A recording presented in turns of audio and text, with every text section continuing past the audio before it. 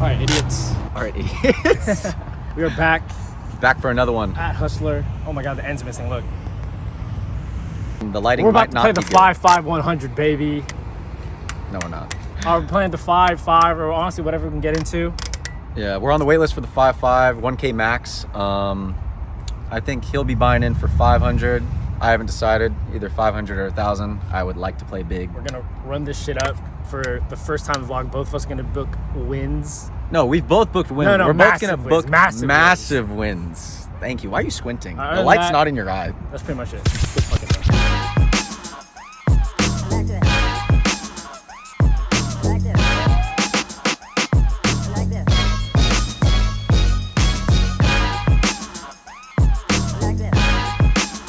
All right, guys, we start this session off pretty hot, looking down at a lot of premiums, but unfortunately really cold when it comes to getting action. We open with Ace King, get a bunch of folds, Ace Queen, get a bunch of folds, and then also Ace Queen again and get a bunch of folds.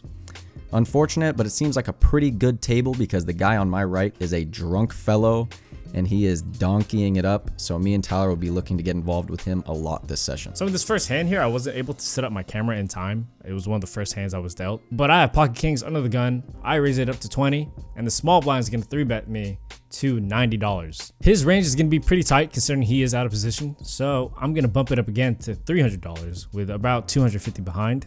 He shoves, and I snap it off, and we go to a run out of Jack 5-4, pretty much bricks, turn another 4, and the river gives us the essential nuts in the king. So we have kings full here, we flip it over, and we scoop this pretty big pot to double up in one of our very first hands. I asked him if we even needed the king on the river, and he says no.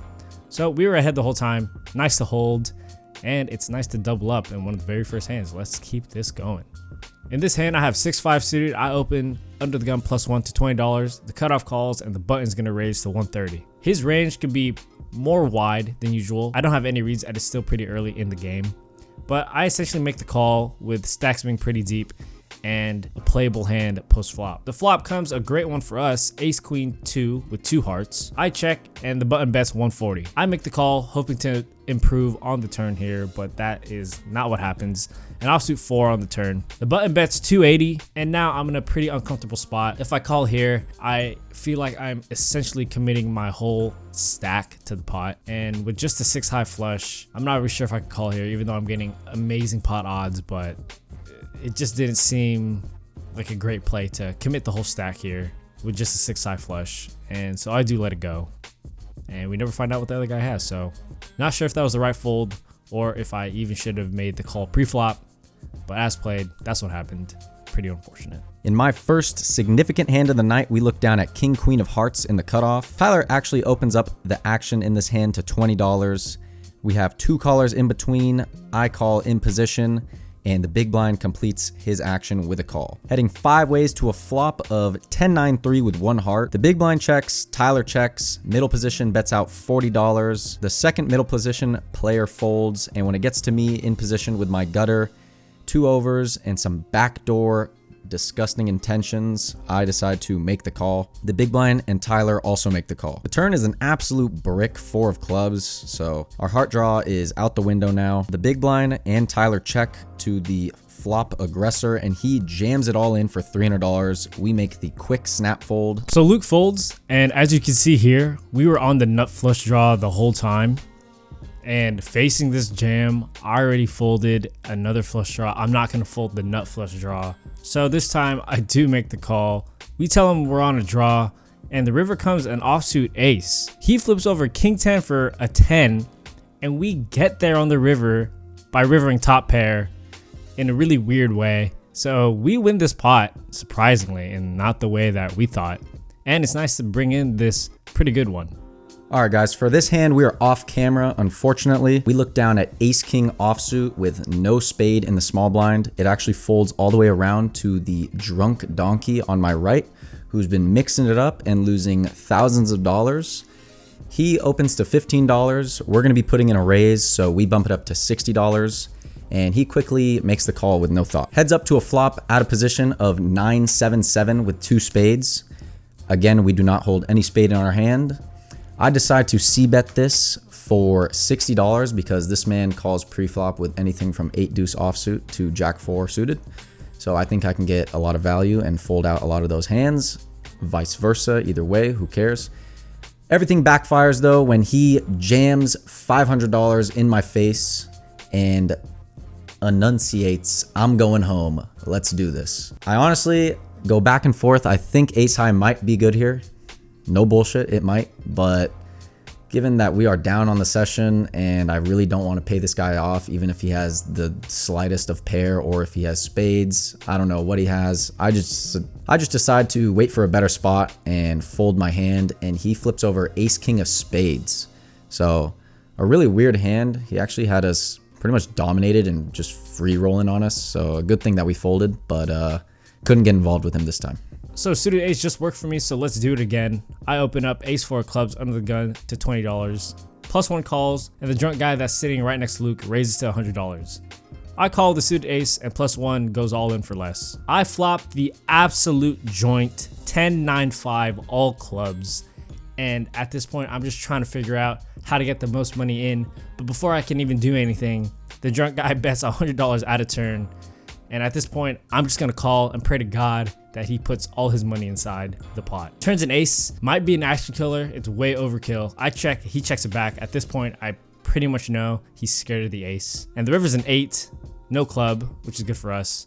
I bet 220, and the guy folds a 10, so he had top pair. Pretty unfortunate that the ace had to come on the turn, scaring him. I'm pretty sure if undercards came, or even a king that wasn't the ace, I would have gotten his whole stack, as, you know, he's playing top pair like it's the essential nuts. Unfortunate there, but we still get an extra $100 from him just donking into us, and nice to scoop this pot. And let's continue to run this thing up. So this session has gone like a dream so far. I think we're up about $1,100 at this point, and we pretty much cover the whole table. It's absolutely insane. It's so great to run like this. And what makes it even better is when you look down at pocket aces. I raise it up to $20, and the drunk guy is going to 3-bet me to $100. Surprisingly, the guy on my right flats the 100. And at this point, we know I'm not just going to call here. I raise it up to $540 on the bigger side, considering there is lots of dead money on the table right now. And the drunk guy is going to call for less, so about $400. And the guy on my right shoves $700. I snap it off, obviously, with the best hand in poker, and we're off to a flop in this huge pot. Flop is all low cards. The turn gives us a set, and the river pairs the board. We end up with aces full in this massive pot. We're gonna scoop, and oh my god, this session could not have gone better. After this hand, I'm pretty sure the drunk guy just goes home, and the game did get pretty bad after, as it just turned into grinders, and me and Luke are gonna get up after a pretty short session, but a very productive one for me. It's nice to book my biggest win, especially on the vlog. Man, this felt good, especially after running really bad the past few months. It's just nice to finally win a massive one here. And this vlog is gonna end up being my best win ever. All right, before we get to the positive things, I still suck ass at poker. I opened with all the good hands, all the premiums, get no action. Then I opened with, you know, sub-marginal hands, missed the flop completely. Couldn't get involved with the drunk guy, tried to a million times. Definitely booked a solid loss today. But on another note, Mr. Tyler finally turned this shit around. Fucking madness. Back to back hands, just all in, money's getting in.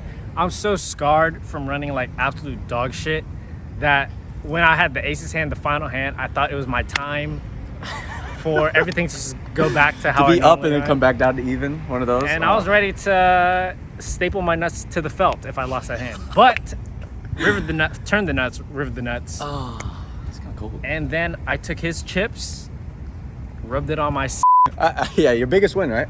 Oh yeah, my biggest win ever. Biggest Look win. at this chart. Look at this chart right here. Yeah. Disgusting chart. We're here, also disgusting. No, this place is fire. Actually, this place is 100 times better than nasty ass Whataburger. Everyone that says Whataburger's good, shit's ass. Shit is ass. Does it 10 times better? 100 times better. Doesn't compare to this or the Golden Arches, also known as McDonald's. Anyway, my final tally was like 22.6 something. You know it's a good win when you don't even know the full extent. Cashed out something. Cashed out 28. We'll do the numbers. I lost $500, so you know. Anyway, another day. Once again, thank you for all the support lately. It's been sick. We're gonna try to post more consistently, but as always, help us out by hitting that subscribe button. And people are going crazy, and we'll see you later.